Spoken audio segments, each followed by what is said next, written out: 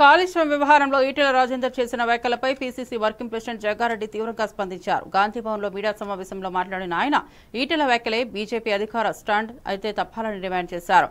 కేసీఆర్కే clean chit ఇచ్చిన ఈటెలపై ప్రశ్నల వర్షం కురిపించారు. కాళేశ్వరం డిజైన్ చేశారనే బాధ్యత కేసీఆర్పై ఉంటే అప్పట్లో ఆర్థిక మంత్రిగా ఉన్న ఈటెల మౌనం ఎందుకు వహించారన్నారు. బీఆర్ఎస్ హయాంలో ప్రాజెక్టును ఫ్యామిలీ ఏటీఎంగా బీజేపీ నేతలు విమర్శించారని గుర్తు చేశారు. ఇప్పుడు కేసీఆర్కు మద్దతుగా ఈటెల నిలబడడాన్ని ఎలా అర్థం చేసుకోవాలో ప్రజలు ఆలోచించాలని సూచించారు. ఈటెల మాట్లాడుతూ కిషన్ రెడ్డి ఏకీభవిస్తారా అంటూ బీజేపీకి బహిరంగ ప్రశ్న విసిరారు. ఫైనాన్స్ మినిస్టర్ ఈటెల రాజేందర్ గారు ఆయన బీఆర్ఎస్ అప్పుడు ఆయన హరీష్ రావు ఇది ఆ రోజులలో ముఖ్యమంత్రి గారు ఆనాటి ముఖ్యమంత్రి కేసీఆర్ గారు అప్పుడు నిర్ణయం చేసిండు. హరీష్ రావు దాన్ని అట్లనే ఈటెల అంటే ఆ రోజులు అంటే కాళేశ్వరం ప్రాజెక్టు మొదలైన కాడ నుంచి ఈటెల రాజేందర్ గారు అందులోనే ఉన్నారు. ఆయన ఒక పార్ట్ యాజ్ ఎ ఫైనాన్స్ మినిస్టర్గా ఆయన ఒక భాగస్వామి అందులో.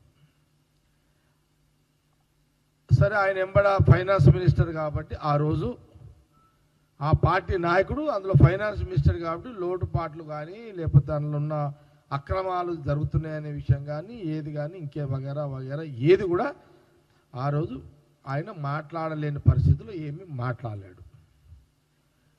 ఇది మొదటి ఇది గమనించాలి. ఈటెల రాజేందర్ గారు ఫస్ట్ ఎపిసోడ్ ఏ రకంగా మౌనమే ఫస్ట్ ఎపిసోడ్ అంతా ఆయన మౌనంగా ఉన్నాడు. ఆయన బీఆర్ఎస్లో ఉన్నంతసేపు ఆ 10 ఏళ్ల కాలంలో బీజేపీ ఎంటైర్ ప్రధానమంత్రి గారు కింద కిషన్ రెడ్డి గారు బండి సంజయ్ గారు మొదలుకుంటే ఇక్కడ తెలంగాణ గడ్డ మీద బీజేపీ నాయకులు మొదలుకుంటే ఢిల్లీ వరకు